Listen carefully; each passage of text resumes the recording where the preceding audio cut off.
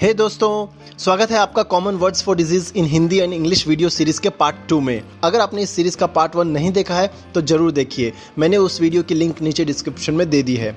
इस वीडियो में हम सी और डी लेटर से शुरू होने वाली डिजीज के नाम जानेंगे, वो भी हिंदी और इंग्लिश दोनों में।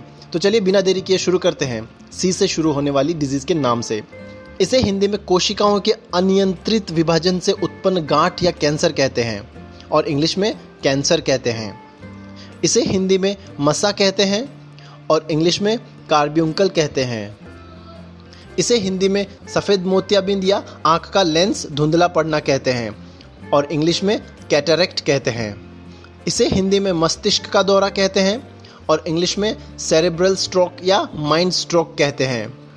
इसे हिंदी में गर्दन का दर्द या गर्दन में रीढ़ की हड्डी में टूट फूट कहते हैं और इंग्लिश में सर्वाइकल स्पॉन्डिलोसिस कहते हैं। इसे हिंदी में छाती में दर्द कहते हैं और इंग्लिश में चेस्ट पेन कहते हैं। इसे हिंदी में छोटी चेचक या छोटी माता या लघु मसूरिका कहते हैं और इंग्लिश में चिकन पॉक्स कहते हैं।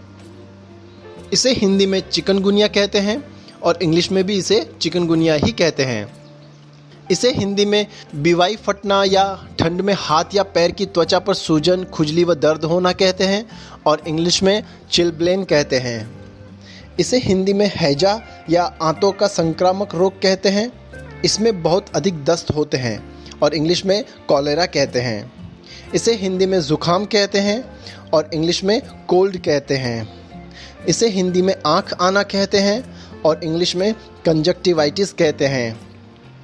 इसे हिंदी में कब्ज़ या मलावरोध कहते हैं और इंग्लिश में कॉन्स्टिपेशन कहते हैं। इसे हिंदी में सर्दी ज़ुकाम कहते हैं और इंग्लिश में कोरिज़ा कहते हैं। इसे हिंदी में खांसी कहते हैं और इंग्लिश में कफ कहते हैं। इसे हिंदी में एड़ियाँ फटना कहते हैं और इंग्लिश में क्रैक्ड हील्स कहते हैं। इसे हिंदी में ऐंठन या मरोड़ कहते हैं और इंग्लिश में क्रैम्प कहते हैं। इसे हिंदी में बालों में रूसी कहते हैं और इंग्लिश में डैंड्रफ कहते हैं। इसे हिंदी में आँखों के नीचे के काले घेरे कहते हैं और इंग्लिश में डार्क सर्कल कहते हैं। इसे हिंदी में बहरा कहते हैं और इंग्लिश में डेफ कहते हैं। इसे हिंदी में कमी, अभाव या न्यूनता कहते हैं। ये बीमारी का एक प्रकार है, यानी इसमें किसी भी विटामिन या मिनरल्स या प्रोटीन की कमी होती है और इंग्लिश में इसे डेफिशिएंसी कहते हैं। इसे शरीर में पानी की कमी कहते हैं और इंग्लिश में डिहाइड्रेशन कहते हैं। इसे हिंदी में मनोभ्रंश कहते हैं और इंग्लिश में डिमेंशिया कहते हैं।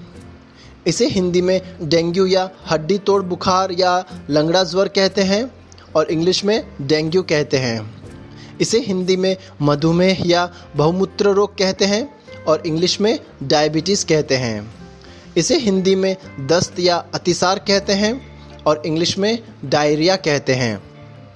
बीमारी को हिंदी में रोग, व्याधि या बीमारी कहते हैं और इंग्लिश में उसे डिजीज़ कहते हैं। इसे हिंदी में जलोदर या अधिक पानी के संचय से नरम उत्तकों में सूजन कहते हैं और इंग्लिश में ड्रॉप्सी कहते हैं।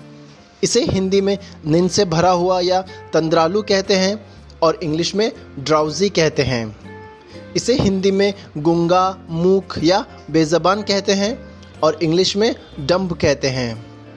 इसे हिंदी में बौना, वामन, ठिगना या नाटा कहते हैं और इंग्लिश में ड्वार्फ, मिजेट, पिग्मी या शॉर्टी कहते हैं। इसे हिंदी में पेचिश, प्रवाहिका या मल में खून एवं श्लेष्मा आना कहते हैं और इंग्लिश में डिसेंट्री कहते हैं।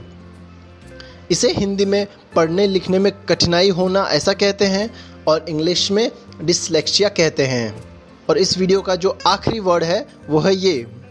इसे हिंदी में अपच, अजीर्ण, मंद्राग्नि, बदहजमी या खट्टी डकार कहते हैं और इंग्लिश में डिस्पेप्सिया या इंडाइजेशन कहते हैं। तो दोस्तों, इस वीडियो में मैंने आपको सी और डी लेटर से शुरू होने वाली 34 डिजीज़ के नाम बताए हैं, वो भी हिंदी और इंग्लिश दोनों में। वीडियो थोड़ा भी इन्फॉर्मेटिव लगा है तो लाइक जरूर करें और कमेंट करके बताएं कि इस डिजीज़ को इंग्लिश में क्या कहते हैं। शेयर करें वीडियो को और common words for disease video series के बाकी वीडियोस देखने के लिए चैनल संजय मीना को सब्सक्राइब कर लें और नोटिफिकेशन बेल पे क्लिक करके नोटिफिकेशन ऑन कर लें। Finally, thank you for watching the video.